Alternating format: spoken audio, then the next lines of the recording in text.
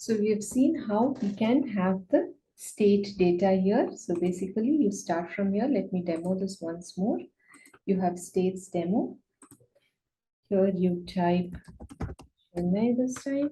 You click on approve, right? You click on start, and there it goes to the next screen. You can see the TCID is populated here. The city name is there, and it goes to write approved. Exactly the same way you can create another state called rejected state. You just have to make sure the variable given is different. The variable value in the formula builder is different. Approve reject string this time should be equal to reject. All right. And that should be good practice for you to understand states. Right. Now, we have a couple of other things that we need to think about. Like, what if we have some data that we want to insert during each time? Whenever we have state forms, it is a good idea to always record the date and the status. So this is something we learn as we go. Whenever you have a state transaction that has multiple states, always keep track of the date where each of the different states takes place, as well as the status. So let's go back here and look at how to store the data for this transaction, right? So I'm just going to add one more factor here, that is in this approved form. I am going to add a text box, and in this text box I'm going to add the driver name. Within variables we have a action form, single variable. I think I have a variable called seller name here that I can use. Okay, so here now I have added the driver name as well. Preview, save. Additionally, I want to add one more state after this, so which should always be available. So I'm going to use one variable here, properties, right, started, and I'm going to attach it to a variable, a Boolean variable, because this is a checkbox.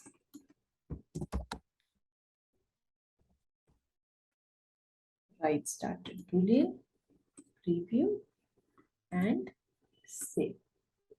Okay, so what we're going to do is we're going to add one more state here. So we need to add a new user form. This time I'm going to show you a different way of adding forms. What you can do is you can actually go to template forms here. See, this is the first tab, third tab, and then the useful one for now is fifth tab. Click on copy to user forms. I remember correctly, our form is called init form. Select this one, click on apply. If I go back to user forms, I now have two forms, right? So one is a copy of the init form. So this is another way, and it makes it easier because most of the time when you have states, each state form is very similar to the previous one. So you don't have to reinvent the wheel every time. And here what I'm going to do is, I didn't have this driver name. I'm just going to remove these two. And this one. And I'm going to add a text box here just for the rider. If they want, the driver can just update the status here. Variables, action form, single variable,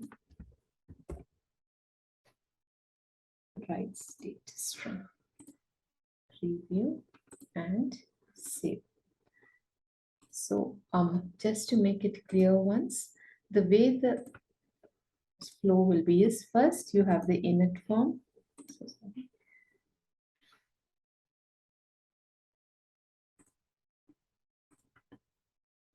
You first have the init form.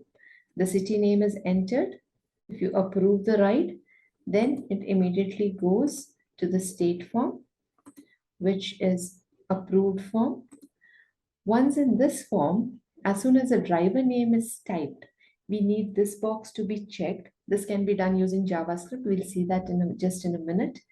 And when this box is checked, right, then it should, when this form is submitted, it should then go to this form, which is the status form. I'm just going to go ahead and rename this to the status form. Status form. Save. Let's go back. And once this is completed, the data needs to be entered. So let's take a quick look at this JavaScript part. Here you have write state. If the driver name, if the seller name string is there, write started should be true. Simple enough. Go here, set condition, if block. If you have the driver name right here, then to use patch value. And we have right started boolean. We make this always as true.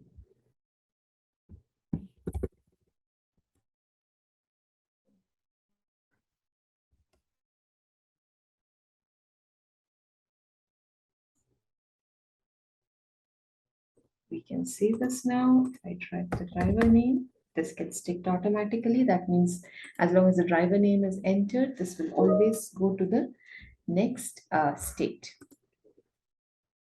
In the next video, we will see how to do the business variable mapping at each state. Thank you.